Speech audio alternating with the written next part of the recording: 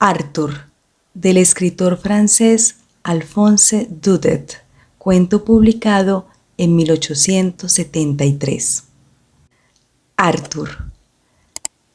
Hace unos años viví en un pequeño edificio en los Campos Elíseos, en el pasaje de las 12 casas. Imagínense un rincón de arrabal perdido, escondido en medio de esas grandes avenidas aristocráticas, tan frías, tan tranquilas que parece que solo se pasa por ellas en coche.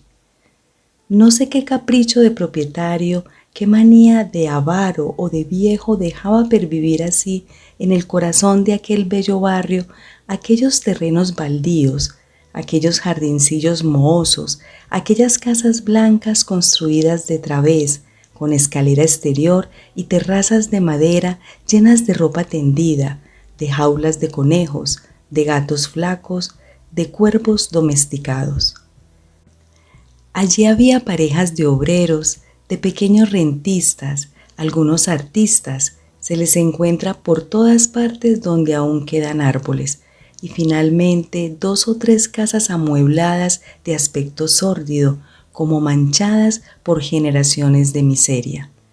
A su alrededor todo el esplendor y el ruido de los campos elíseos, el fragor continuo de vehículos, el tintineo de arneses y de pasos vivarachos, puertas cocheras pesadamente cerradas, calesas que estremecen los porches, pianos amortiguados, violines de Mabille, un horizonte de grandes edificios mudos de ángulos redondeados, con sus cristales matizados por cortinas de seda clara y sus altos espejos sin azogue, donde se yerguen los dorados de los candelabros y las flores exóticas de las jardineras. Aquella calleja oscura de las 12 casas, solo iluminada por una farola al final, era como los bastidores del bello decorado circundante. Todo cuanto llevaba lentejuelas en aquel lujo venía a refugiarse allí. Galones de librea, trajes de payaso, toda la bohemia de palafreneros ingleses, de escuderos del circo, los 2 menudos postillones del hipódromo con sus ponis gemelos y sus anuncios, el coche de las cabras, los títeres, las vendedoras de barquillos y todas las tribus de ciegos que regresaban por la noche cargados con sus sillas plegables, sus acordeones y sus platillos. Uno de aquellos ciegos se casó mientras yo vivía en el pasaje. Ello supuso a lo largo de toda la noche un concierto fantástico de clarinetes, oboes, órganos, acordeones, donde se veía desfilar todos los puentes de París con sus diferentes soniquetes. Habitualmente, no obstante, el pasaje estaba tranquilo. Aquellos vagabundos de la calle no volvían sino al anochecer, y tan cansados, solo había jaleo los sábados cuando Arthur cobraba. Arthur era mi vecino. Solo un pequeño muro prolongado por un enrejado separaba mi vivienda de la habitación amueblada que ocupaba con su mujer, por lo que, en contra de mi voluntad, su vida estaba mezclada con la mía, y todos los sábados oía, sin perderme detalle, el horrible drama tan parisino que se representaba en aquel hogar de obreros. Comenzaba siempre de la misma forma. La mujer preparaba la cena, los chiquillos andaban a su alrededor. Ella les hablaba suavemente y se daba prisa. Las 7, las 8, nadie. A medida que el tiempo pasaba, su voz cambiaba, se aguantaba las lágrimas, se ponía nerviosa. Los niños tenían hambre, sueño y empezaban a refunfuñar. El hombre no llegaba. Cenaban sin él.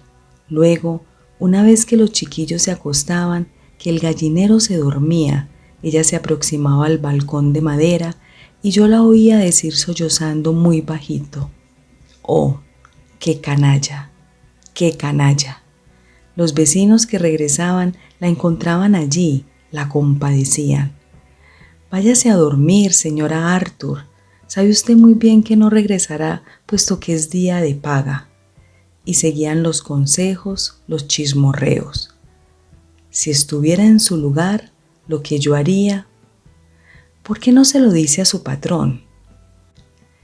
Toda aquella conmiseración le hacía llorar más aún, pero persistía en su esperanza, en su espera, y cuando se cerraban todas las puertas, cuando el pasaje quedaba en silencio, creyéndose sola, permanecía acodada allí, concentrada en una idea fija, contándose a sí misma y en voz alta sus tristezas, con ese abandono tan propio del pueblo que tiene siempre la mitad de su vida en la calle.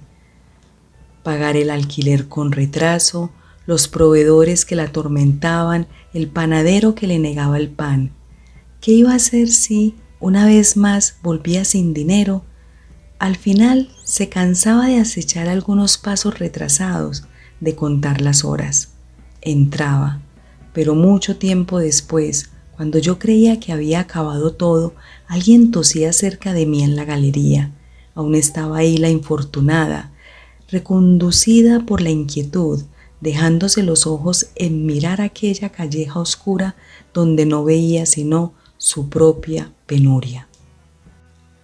Hacia la 1 o las 2, a veces más tarde, alguien cantaba en la esquina del pasaje. Era Arthur que volvía. La mayoría de las veces hacía que lo acompañaran, arrastraba a algún compañero hasta su puerta. Ven pues, ven pues. E incluso ya en la puerta se entretenía, no podía decidirse a entrar, pues sabía muy bien lo que le esperaba dentro. Al subir la escalera, el silencio de la casa dormida, que le devolvía el eco de sus pasos pesados, le molestaba como un remordimiento. Hablaba solo en voz alta, deteniéndose delante de cada cuchitril. Buenas noches, señora Weber. Buenas noches, señora Matthew. Y si no le contestaban, soltaba una andanada de injurias hasta el momento en que todas las puertas, todas las ventanas se abrían para enviarle sus maldiciones. Eso era lo que él buscaba. Cuando bebía, le gustaba la camorra, las disputas, y así se calentaba. Llegaba a su casa irritado y la entrada le producía menos miedo.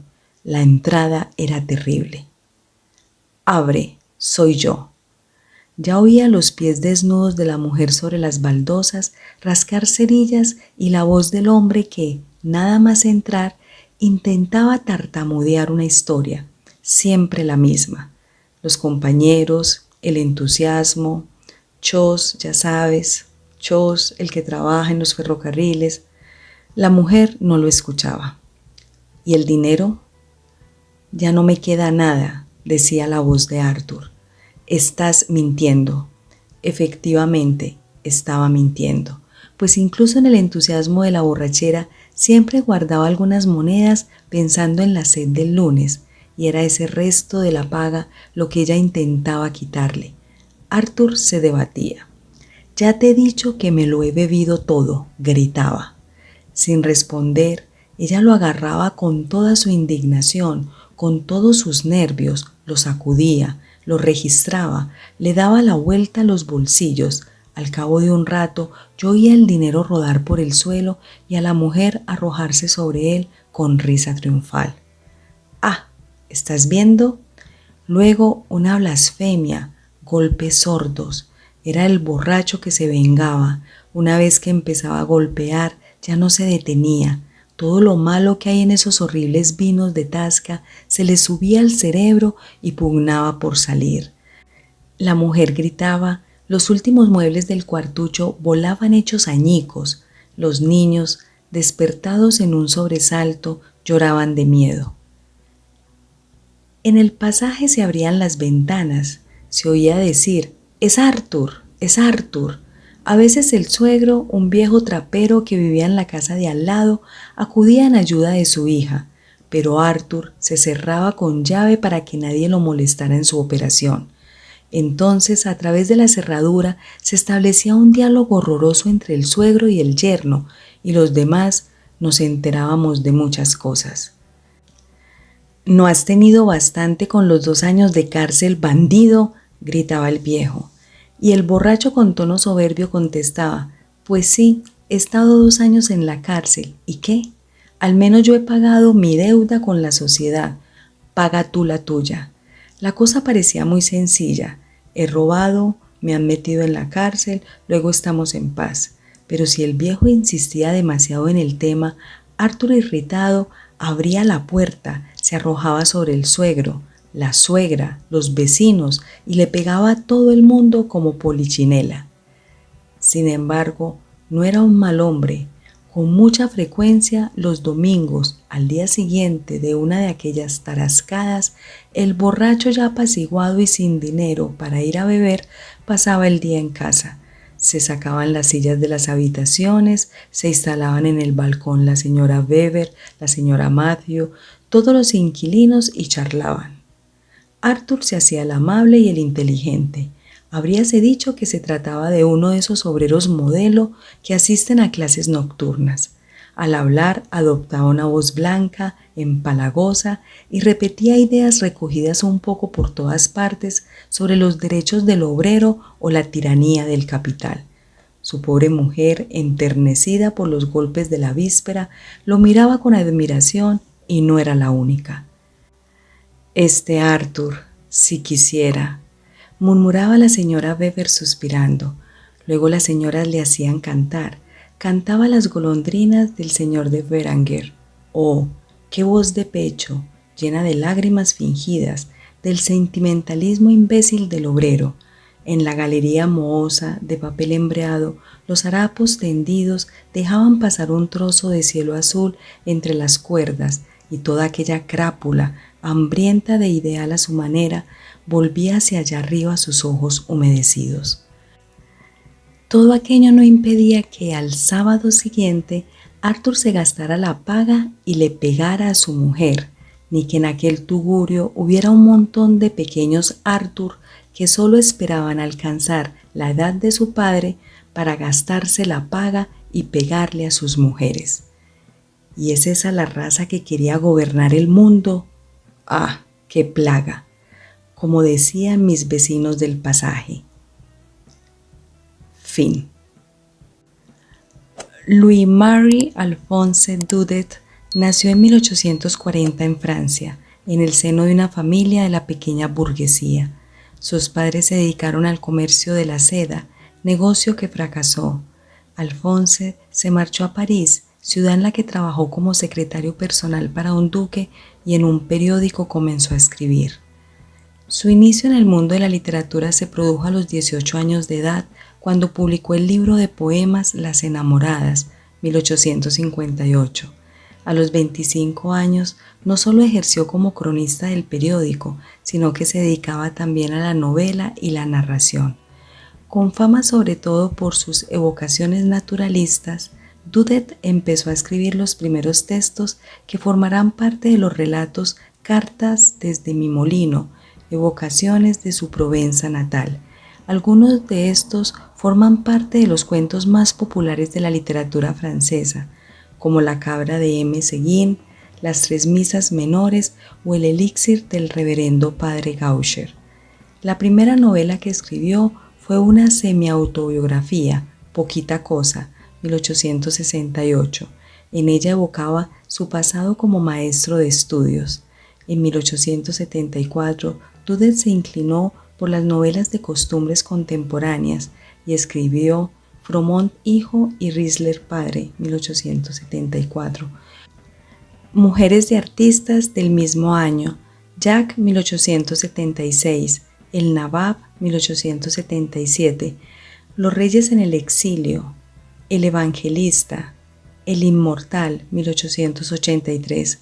Como dramaturgo, escribió varias obras de teatro, El último ídolo, 1862, Los ausentes, 1863. No olvidó, sin embargo, su vocación de narrador y en 1872 escribió Tartarín de Tarascón, que fue su personaje mítico. Le siguieron Tartarín en los Alpes, 1885, y Por Tarascón, 1890. Cuentos del lunes es una colección de relatos inspirados por la guerra franco-prusiana, dan testimonio de su inclinación por este género literario y por los cuentos fantásticos.